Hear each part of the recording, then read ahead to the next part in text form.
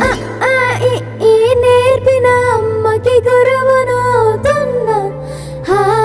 అడుగులు నడకలు నేర్పిన నాన్నకి మార్గం అవుతున్నా. పిల్లలు వీళ్ళే అవుతుండగా ఆ అల్లరి నేనే చూస్తుండగా కన్నులతో నేను చిన్నోడిలా కలగలిసిన ఎగసిన బిగిసిన కథ ఇది.